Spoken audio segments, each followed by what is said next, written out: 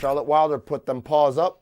Paws up. There it is. 10 fingers. And this is how we play word count. That's right, ladies and gentlemen. It's a game where we each read a question to the other person, and they got to answer it in 10 words or less, and we represent those 10 words with our paws.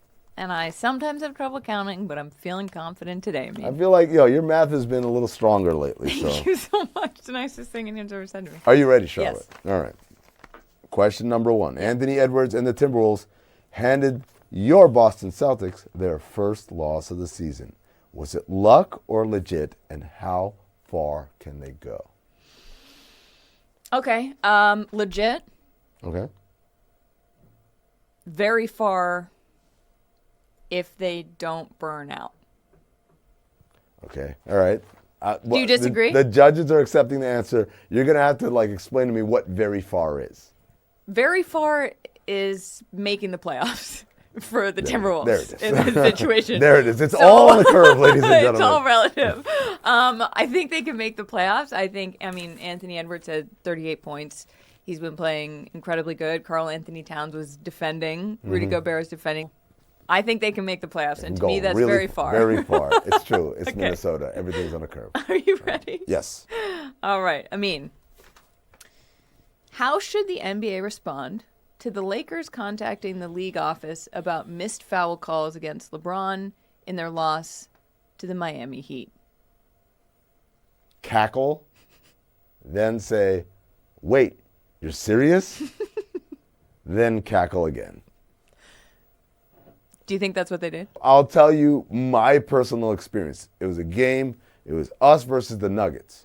And Grant Hill, with the score tied, gets the ball, rips, and goes right past Dante Jones and drives to the basket. And it's going to be like a wide open layup. Dante Jones is beat.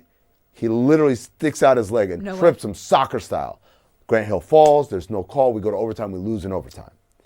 And we're incensed. Oh, my God, how do you miss it? He literally sticks his leg out. We're in the portal, and we're going to, and we type it up and flag the play. This one, 2 minutes left in the fourth quarter, and we send it in. And we're like, that'll show them. And then Stu Jackson, who at the time was the czar of, rules and regulations, he was a Joe Dumars of that day. He sends a response back. He says, after review, you guys are right. Dante Jones did trip Grant Hill. That should have been a foul. There should have been 2 free throws for Grant Hill. And yes, you guys are right. The refs missed it. So what happened? Nothing. That is crazy. But that's so the Lakers have fun. Right. What about this in the third? Okay. Oops, we missed that one. Life goes on. All right, Charlotte. Question number 2. Yeah. How should the media and NBA beat writers feel about Jokic's post-game press conference after the Nuggets win over the Pelicans? Play the clip. Actually, I can just talk because I know what you're going to ask.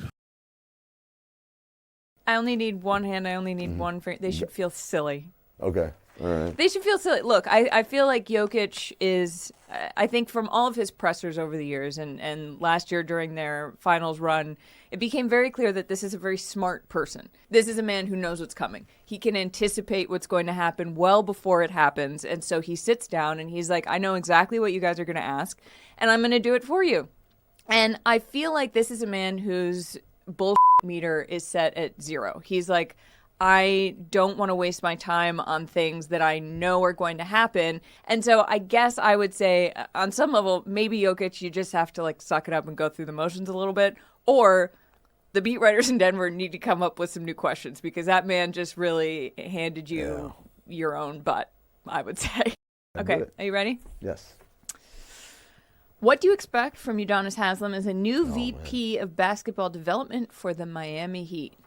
Okay. Let's see here. Hardest working, best conditioned, most professional, unselfish, toughest, meanest, nastiest. That's what they should. He is the living embodiment of Heat culture, right? If they went in a lab this is and what said, Amin's talking about, if you don't know. I cheated. The I Heat read it off culture the court. screen. There you go. My secret is out there. I Sorry. don't know these things by heart. But like he's the living embodiment of Heat culture, right? Yes. Like if they were in a lab and tinkered and made this Frankenstein's monster of like, what is Heat culture? It's Udonis Haslem. So he's been doing whatever it is they're asking him to do. He's been doing it. He's been a part of it. He's just been wearing the warm-ups. That's the difference. Well, I mean, yeah. Now he's wearing a suit instead of, like you said, like warm-ups, right? I have a question about whether it will be as impactful. Here's the reason why. NBA players love listening to other NBA players. Good or bad, but it doesn't matter. They love listening to other players.